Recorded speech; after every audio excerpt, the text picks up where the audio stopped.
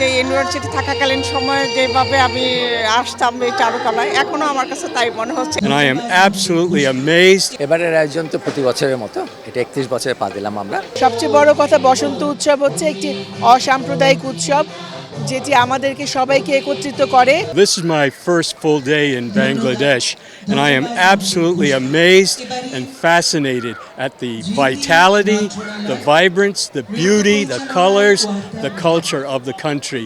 I have 19 more days to go, and I'm extremely excited to enjoy every single day. যেহেতু আজকে নতুন ঋতু আর বসন্ত তো ঋতুরাজ, তার শুভাগমনটাই আমরা আশা করছি যেন এই শুভাগমনে চারপাশে সব অশান্তি উচ্ছৃঙ্খলতা শুভতে পরিণত হোক। আমরা যে মানুষ এবং প্রকৃতির সঙ্গে মানুষের যে নিবিড়তা, সেই জায়গাগুলো কিন্তু বসন্ত, ফাল্গুন, এই বৈশাখ, সেগুলো কিন্তু আমাদেরকে মনে করিয়ে দেয় যে মানুষের সবচেয়ে বড় পরিচয় মানুষ এবং প্রকৃতির সঙ্গে মানুষের সম্পর্ক অবিচ্ছিন্ন।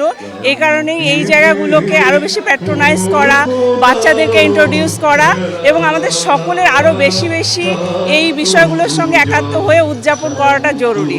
এটা আমাদের দেশীয় সংস্কৃতি এবং মানবতার যে চর্চা, সেই দুইটা জায়গাকেই কিন্তু আমরা কাভার করতে পারি এবং সুন্দরটা, পৃথিবীটা আরও সুন্দর হতে পারে। যে ইউনিভার্সিটি থাকাকালীন সময়ে যেভাবে আমি আসতাম এই চারুকলায়, এখনো আমার কাছে তাই মনে হচ্ছে। একনল হ্যান্ড ওয়াশ 100% প্যারাবেন ফ্রি, তাই নিরাপদ হাতের জন্য আস্থা রাখুন একনলে। এই জন্য আজকে এই শবে বরাতের দিনও সকালবেলা চলে আসছি। কেমন লাগছে এই বসন্তের চারপাশে? ভালোই লাগছে, যেহেতু এখানে আসলে মনটা অন্যরকম হয়ে যায়। এবারের আয়োজন তো প্রতি বছরের মতো, এটা 31 বছরে পা দিলাম আমরা। সবাইকে নিয়ে বসন্ত উৎসব, যে কথাটি বলা হয় যে কোকিল ডাকবে, ফুল ফুটবে, না ফুটলেও বসন্ত আসবে, না ডাকলেও বসন্ত আসবে।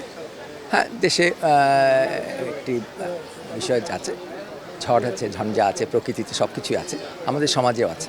তবে সবাইকে নিয়ে আমাদের বাংলাদেশটি করব।